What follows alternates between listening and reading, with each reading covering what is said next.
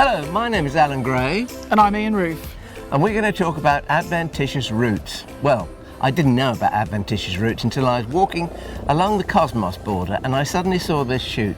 And here it is, it's got all these little bumps on it. So I took it off to my friend the plant doctor, Ian here, and I said, what are these called? Because they're actually embryonic roots. And he said, Adventitious roots. and what do they do? Well, it's when the plant stem comes in contact with the soil or shade or another surface and it decides to throw out these extra roots. Adventitious, it's advantageous to do it. It gives, the ability to source more food and source more water, and they will form new plants off these. So we could have let the root system form and we could have taken these off and struck new plants from them. So in actual fact, we could cut this stem up into pieces, plant it in soil, those roots would form and you'd get new plants coming out of the leaf nodes and you get a new plant. Yeah, new plant. And lots of different plants do it, as you've got other examples here. Well, yeah, I mean, this is a plant, this is an osteospermum. Here's the flowers from it. They're closing up a little bit now, but they're a lovely bright mauve. But you notice that when you get down to the bottom of the old shoots, you get these adventitious roots.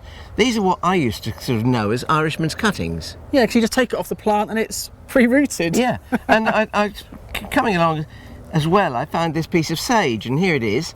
It's one of the Phlomis group, and again, it's laying next to the soil. So that's because the shoot that was next to the soil hasn't got light. Yep. So it forms roots. Forms roots.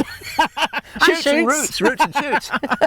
And so then that would actually root into the ground and that would make a new plant. Yeah, and lots of plants do it naturally, but we can do it ourselves at home, and it's a form of propagation. And you probably know it also as layering, which is where you would take low lax stems like this and you would peg them into the ground just with some little wire pegs.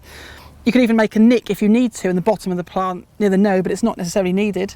And then over time, but quite a slow time, usually about sort of 6 to 12 months, forms a new plant, doesn't it? I've noticed this with plants like honeysuckles, where instead of the shoot climbing, it runs across the ground and it'll make roots. I mean, there are numerous plants that do it. Penstemons, I don't know whether you've noticed, but at the end of winter, when you go to cut your penstemons back, the bottom of the old shoots will often have adventitious roots coming out of them. Anthemis, that lovely yellow daisy, that makes the same kind of thing, doesn't it? Yeah, and shrubs like rhododendrons and camellias, you can do it with those as well, and it's a great form of propagation yet again, because as long as you can be patient and let those actual stems produce those roots, you get a really good plant on its own roots, and away it grows quite happily. And you know what occurs to me, Ian, is that this is something that happens in nature that we can take advantage of, because if we haven't got, not all of us have got sophisticated greenhouses and things. If you haven't got a greenhouse and you could actually, you get a shrub or a plant with a little bit of root already on it, you're halfway there to getting a new plant. Yeah, you are. Or even just like we said, just pegging it down in the garden and being patient. From one